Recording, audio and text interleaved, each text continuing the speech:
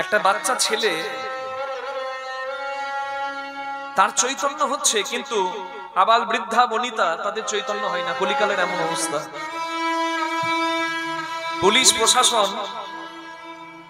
দেশের সুরক্ষার জন্য, ভারতীয় সৈন্য, ভারত মায়ের বীর সন্তানেরা যারা দাঁড়িয়ে আছে, তারা হচ্ছে ভারত মায়ের গর্ব।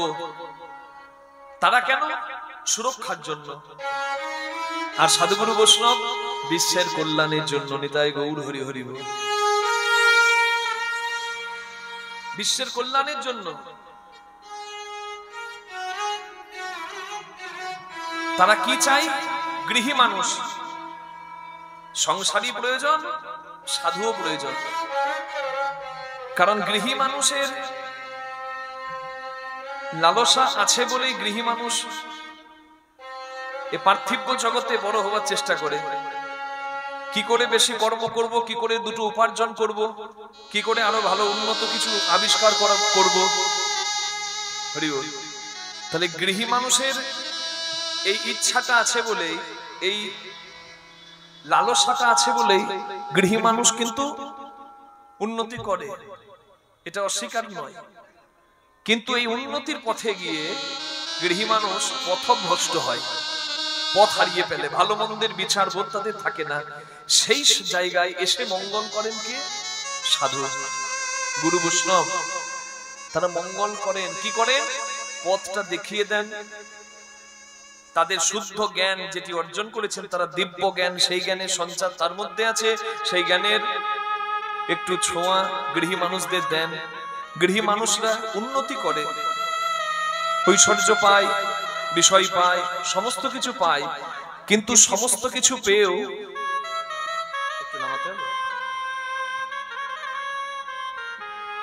এই সমস্ত কিছু পেয়েও তারা পথটি ঠিক পায় সাধুগুরু বৈষ্ণবের কৃপায়। তাই সাধুগুরু বৈষ্ণব দরকার, গৃহী দরকার, সাধুও দরকার। যারা ত্যাগী হয়ে বনবাসী হয়ে আছেন, তাদেরকেও তো মুষ্টি ভিক্ষা করতে হয়। করবে কোথায় যদি গৃহী না থাকে তাদের? এটাই হচ্ছে পরিবেশের ভারসাম্য। Scientifically it has been proved. সবকিছু ভারসাম্য দরকার আছে। তাহলে গৃহীও দরকার আর সাধুও দরকার। গৃহী মানুষের কর্তব্যই হচ্ছে সাধুগুরু বৈষ্ণবকে সম্মান করা। যদি 10 জন বৈষ্ণব বাড়িতে আসে, সাধু আসে আপনাদের এলাকায়, এক জায়গায় হয়ে যদি সাধু নিন্দা শুরু করে, এই অপরাধে সর্বনাশ হবে। হরি বল। নিতাই গৌর প্রেমানন্দে হরি বল।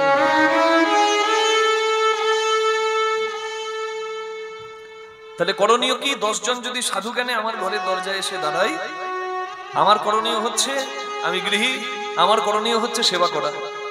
আমার করণীয় হচ্ছে আমার যৎকিঞ্চিৎ সামর্থ্য সেবা করা। যেটুকু আমার সামর্থ্য আছে আমি সেবা করব। সামর্থ্য নাই, ভক্তি নিবেদন করব, কিন্তু শ্রদ্ধা নিবেদন করতেই হবে। হতে পারে 10 জন বৈষ্ণবের মধ্যে 9 জন অবৈষ্ণব, ভেগধারী। তারা বৈষ্ণব নয়, কিন্তু তারা তার পোশাকটা বৈষ্ণবের বলেছে। ওই পোশাকটারও মূল্য আছে। ওই পোশাকটাকে আপনি শ্রদ্ধা করছেন, সে অবৈষ্ণব, কিন্তু আপনার শ্রদ্ধাটা মিথ্যা হচ্ছে না, ব্যর্থ হচ্ছে না, কারণ ভগবান অলক্ষ্যে সবকিছু দর্শন করছেন। তার মানে আপনি আপনার কর্ম করলেন, আপনার ফল আপনি সেই যথারীতি পাবেন। তারা অবৈষ্ণব, তারা ভেগধারী, তারা তাদের ফল পাবে। কর্মের ফল সবাইকে ভোগ করতে হয়, কিচ্ছু করার নাই। কিন্তু 9 জন অবৈষ্ণব, আর তারপরে যদি একজনও বৈষ্ণব থাকে, ওই একজনের বৈষ্ণবের চরণাশ্রয়ের যে কত গুণ, কত ফল, কত কত শাস্ত্রে তার বর্ণনা আছে। তাই গৃহী মানুষ করবে সাধুগুরু বৈষ্ণবের চরণাশ্রয়। এই আশ্রয় শূন্য হলেই মানুষ পথভ্রষ্ট হবে, কিচ্ছু করার নাই। পথভ্রষ্ট হবেই।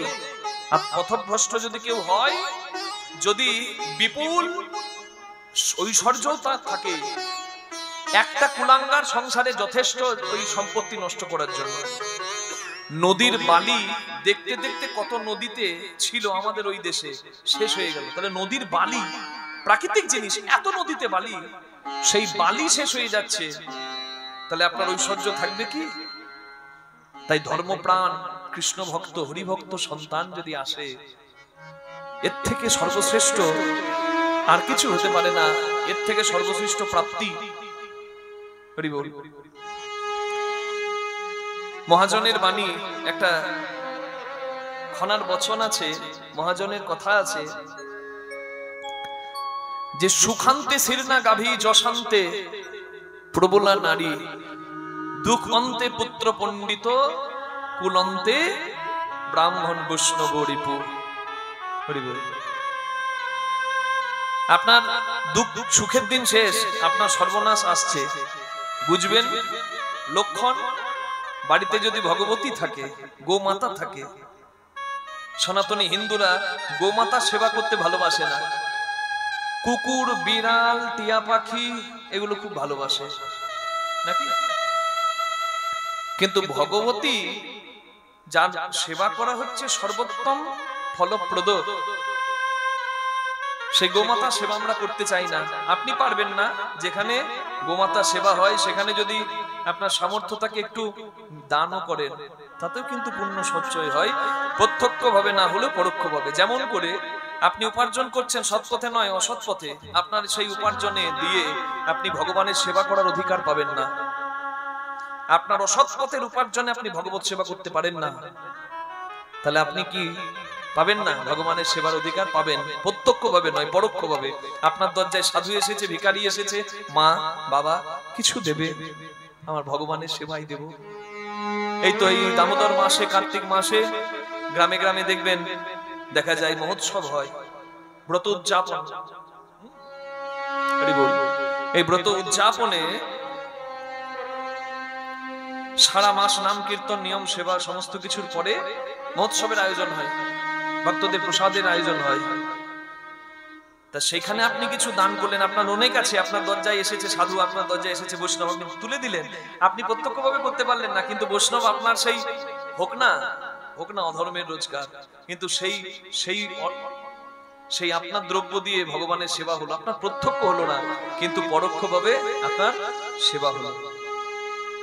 রাধে রাধে। তাহলে কত সুন্দর কথাটি,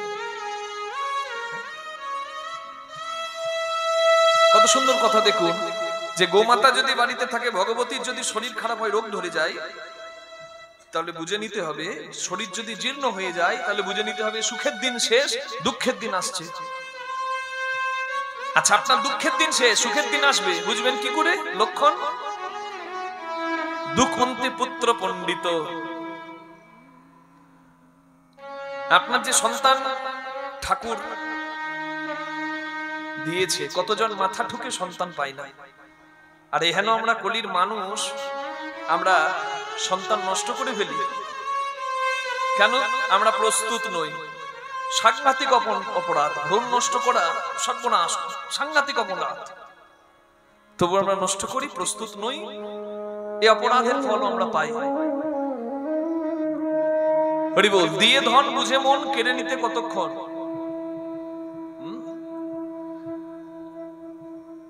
তাহলে ভগবান সন্তান দেয়, বহু ভাগ্যের জন্যই পাওয়া যায়, কতজন তো মাথা ঠুকে পায় না। তাহলে সন্তান আপনি পেলেন ভাগ্যে, তবে আপনার সেটি যশোভাগ্য না দুর্ভাগ্য সেটা দেখতে হবে।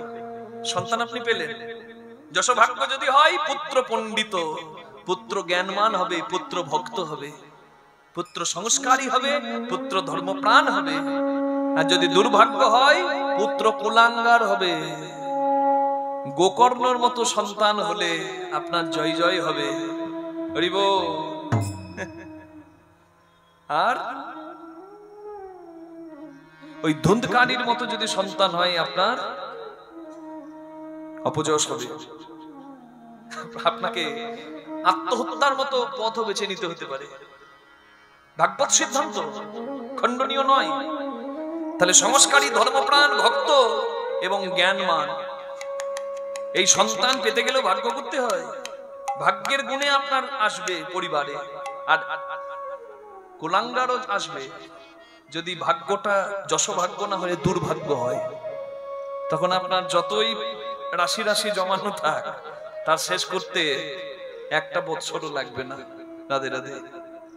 আর আপনি যদি অনেক কিছু রাখেন, আপনি সত্যতেই রেখেছেন, আর সংস্কারী যদি বাচ্চা, জ্ঞানী যদি বাচ্চা হয়, সে গৃহের মঙ্গল করবে, কুলের মঙ্গল করবে, পাড়ার মঙ্গল করবে, দেশের মঙ্গল করবে, দশের মঙ্গল করবে, দেশের মঙ্গল করবে, তার দ্বারা জগতের হিত হবে। আপনিও সেই সন্তানের পিতা হয়ে পুত্রের কর্মে পিতার স্বর্গবাস, যেমন করে পিতার ভাগ্যে পুত্রের উদয়। নিতাই গৌর প্রেমানন্দে হরি হরি হরি হরি বল। তাহলে সুখান্তে জীর্ণা গাভী, দুঃখ অন্তে পুত্র পণ্ডিত, যশ অন্তে প্রবলা নারী। যশ অন্তে প্রবলা নারী কথাটা বললে শাস্ত্রের বচন, কিন্তু শাস্ত্রের কথা কিছু কথা গোপন করে রাখা হয়, জনসাধারণকে জানাতে নাই। কেন জানাতে নাই? অনেকে কষ্ট পায়, অনেকে মূল তত্ত্ব না বুঝে বিভ্রান্ত হয়ে যায়, তখন ধর্ম থেকে দূরে চলে যায়, যে না ধর্মের শাস্ত্রে ঠিকঠাক বলা নাই। কেন? তারা তত্ত্ব জানে না বলে আমরা দ্বন্দ্বে পড়ে যাই।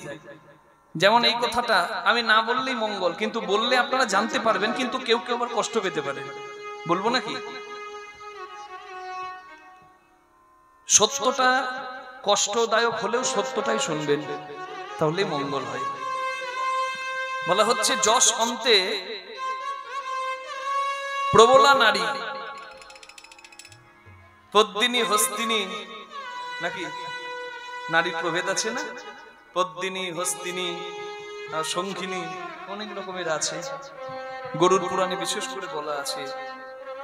সেখানে নারী কেমন হয় সেই প্রকার ভেদও আছে, কিন্তু আমি ছোট্ট করে বলে যেতে চাই, যদি কোনো নারীর কণ্ঠের জোর সংসারে ভর্তা বা ভরণ পোষণের দায়িত্ব যিনি নিয়েছেন তার থেকেও বেশি হয়, যদি নারীর কণ্ঠে পাড়ার লোক সবাই অতিষ্ঠ হয়ে যায়, তাহলে বুঝে নিতে হবে যে নারীর গলার জোর বেশি, যে নারী কণ্ঠ সংসারে সেই কর্কশ কণ্ঠ সবাইকে কষ্ট দেয়, সেই নারীর যদি প্রবল রূপ থাকে, তাহলে সেই সংসারে সম্মান দশের মাঝে থাকে না। নিতাই গৌর প্রেমানন্দে হরি হরি হরি হরি বল। তা বলে কি আপনি অন্যায় দেখেও চুপ করে থাকবেন না? সেটা কিন্তু বলা নেই। অন্যায়ের প্রতিবাদ করতে হবে। অন্যায় যে করে, অন্যায় যে সহে, তব ঘৃণা তারে যেন তৃণ সমুদহে।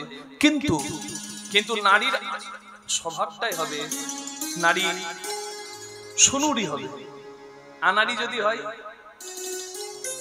দিন না চিৎকার করে বেড়াবে, সংসারে কোলাহল করবে, পুরুষকে তুলবে কোথায়, পুরুষকে নামাবে। কেন? পুরুষকে মানসিক ভাবে অশান্তি দেবে। সে নারী মঙ্গল করতে পারে না।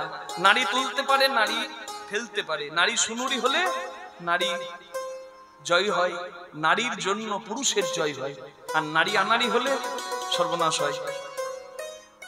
রাত 12টার সময় উঠে স্বামী কোথায় যায় আর কেউ না জানুক, একই বিছানায় শুয়ে থাকা তার স্ত্রী জানে। স্বামী যদি চুরি করতে যায়, একদিন 10 দিনের চোর একদিনে ধরা পড়বে, আর কেউ জানুক না জানুক তার স্ত্রী জানবে।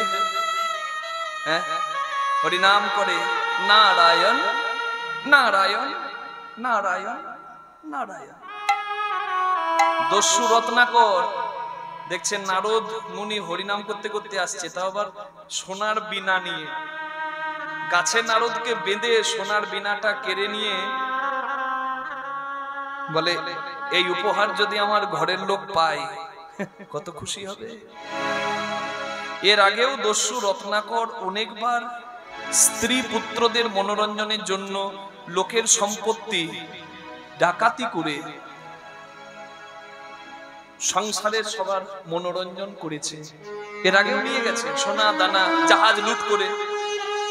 আজকে হরিনাম কীর্তন নারদ মুনির বীণাটাকে চুরি করে নারদকে গাছে বেঁধে রত্নাকর ভাবছে, আহারে এ সোনার বীণা দিয়ে কত গয়না হবে, হ্যাঁ আমার গৃহিণীর মন ভরে যাবে, আমি সংসারে বেশি ভালোবাসা পাবো। নারদ মুনি বললেন, ভাই আমার বীণা নিয়ে তুমি কি করবে? বলে, কেন?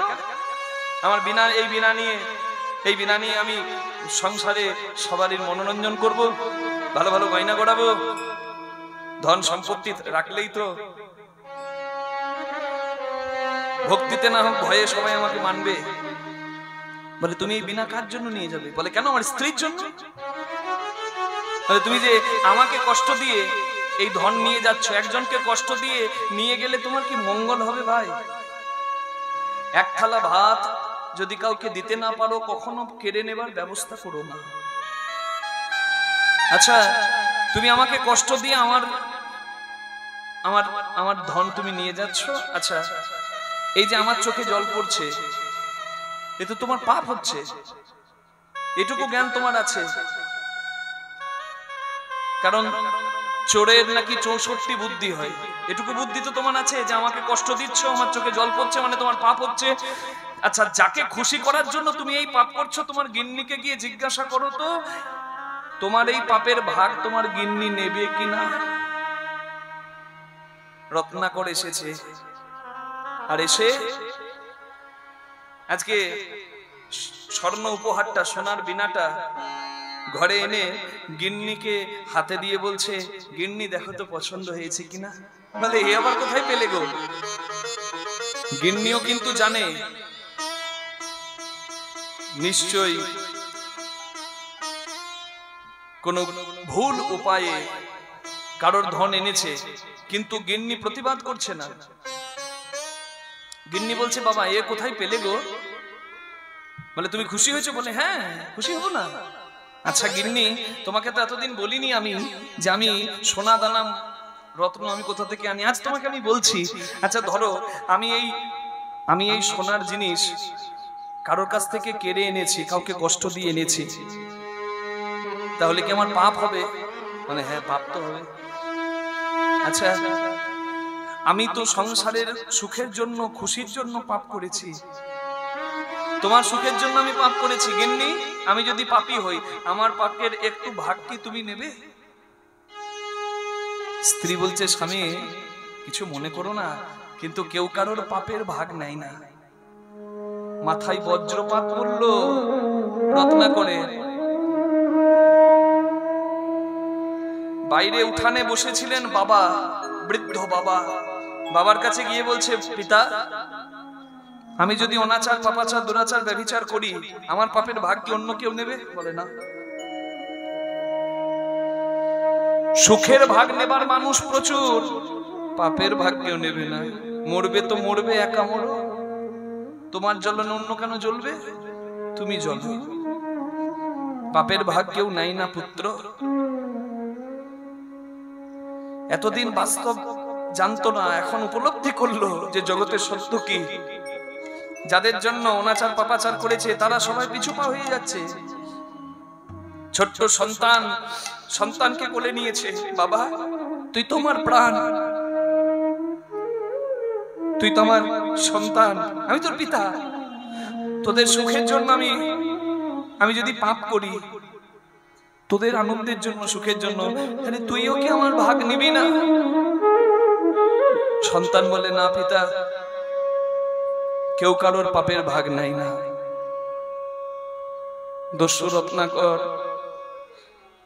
বুক ভাসাতে, নয়ন জলে হাঁটতে লাগলো বনের মধ্যে। চোখের জলে বুক ভাসাতে ভাসাতে পৌঁছে গেল নারদ মুনির কাছে। নারদ মুনির চরণ আশ্রয় করলো।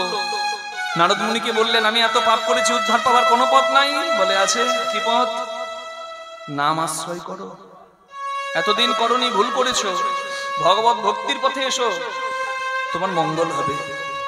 রাম বলো, রাম রাম রাম রাম তো হবে না, ও তো পাপের মুখ। যে মুখ ভাগার হয়েছে, যে মুখটা ভাগার হয়েছে, ভাগার, সেই মুখে হরিনাম ভালো হবে? ভক্তির হবে? হবে না। সে হরিনাম শুনেও মঙ্গল হবে না। আচরণ যার শুদ্ধ, তার মুখের হরিনামটাই ফলপ্রদ হবে। রাম নাম বলতে পারে না, মরা মরা মরা মরা রাম রাম, মরা মরা মরা মরা মরা মরা মরা মরা মরা মরা মরা মরা মরা মরা। উই পোকা মানে বলমিক বাসা করে দিল, তবুও ভজন নষ্ট হলো না। হরি বল। পরবর্তীকালে বাল্মীকি মুনি হয়ে রামায়ণ রচনা করলেন। তাই গৌর প্রেমানন্দে হরি বল। তার মানে দেখুন, অনেকদিন আগেই পারত, নারী আনারই ছিল, চৈতন্য দিতে পারেনি, কিন্তু বৈষ্ণবের কৃপায় চৈতন্য হলো। নারী যদি সুনুরি হয়, নারী কিন্তু হাতটা ধরবে। কোথায় যাবে? রাত 12টার সময় তুমি কোথায় যাও আমি জানি না, আমি জানি না ভাবছো? আমি সব জানি। কেন গো? তুমি চুরি করবে, ডাকাতি করবে, আমি সম্মানে মুখ তুলতে পারবো পাড়ায়? আমি কি তোমার কাছে বেনারসি চাই না ভালো ভালো গয়না চাই? আমি শাক অন্য নুন অন্য খাবো, কিন্তু তুমি সৎ পথে রোজগার করে আনো, যেটুকু হবে সেটুকুতেই আমাদের মঙ্গল হবে গো। তুমি করো না, এ কাজ বর্জন করো। তুমি যদি পরিশ্রম না করতে পারো, আমিও করব তোমার সঙ্গে পরিশ্রম, তবু মাথা উঁচু করে বাঁচবো। এইরকম নারী যদি থাকে, হাতটা ধরতে পারে, আমার মনে হয় একটা চোরেরও প্রবৃত্তি ভালো হয়ে যাবে। কিন্তু দুঃখ কথা এটাই, সংসারের এখন এইরকম নারী খুব একটা নাই। নাই বলতে পারবো না, একদমই নাই বলা যাবে না, তবে খুবই কম। এত নারী চাহিদা, কম বয়সী ছেলেদের টাকে চুল উঠে যাচ্ছে। নারী সুনুরি হবে, সংসারের মঙ্গল হবে, নিজে উঠবে, ওপরে সবাইকে তুলবে। তাহলে যশান্তে প্রবলা নারী, নারীর প্রবল রূপ যশ নষ্ট করে। হরি বল। অহেতুক নারীর ক্রোধ সংসারের যশ নষ্ট করে। আর কুল অন্তে ব্রাহ্মণ বৈষ্ণব রিপু, যদি সাধুগুরু বৈষ্ণব, যদি সদাচারী ব্রাহ্মণ, সদাচারী নয়, যদি সদাচারী ব্রাহ্মণ এবং সদাচারী বৈষ্ণব কারো শত্রু হয়, তাহলে তার কুলের সর্বনাশ হয়, নিজের শুধু নয়। নিতাই গৌর প্রেমানন্দে হরি হরি বল। তাই সকলের উচিত সাধুগুরু বৈষ্ণবের চরণ আশ্রয় করে অপরাধ মুক্ত হয়ে, অহংকার শূন্য হয়ে নাম আশ্রয় করা। হরি নাম তো হবে, কিন্তু আগেই বলা আছে পরে হবে নাম। একবার তো আগে নাম পড়ে না, আগে নাম পড়ে না, আগে নাম পড়ে না, আগে নাম পড়ে না। করবি যদি হরির নাম, আগে নাম পড়ে না, করবি যদি হরি নাম, আগে নাম পড়ে না। করবি যদি হরির নাম, আগে নামে পড়ে না। করবি যদি হরির নাম, আগে তুই একবার নাম। কোথায় নামতে হবে মা? যেখানে সেখানে না। ওই যে এতক্ষণ থেকে যা বলছিলাম, সাধু গুরুর চরণ তলে আগে নাম পড়ে না, সাধু গুরু চরণ তলে আগে নাম পড়ে না, গুরুর চরণ তলে আগে নামে পড়ে না, সাধু গুরু চরণ তলে আগে নাম পড়ে না। সৎসঙ্গে নাম। কি ভাবছেন আপনারা 3 ঘন্টা সময় এখানে যে দেবেন, এই জায়গাটায় বসে থাকা কষ্ট করা এটা ব্যর্থ হয়ে যাবে? হবে না মা। হরি বল। কুপথ্য, যেদিন কুপথ্য যোগ সেদিন কি হয় রোগ, তবে কুপথ্য যোগই রোগের কারণ বটে। যেদিন আপনি অন্যায় করছেন সেদিনই কি ফল পাবেন?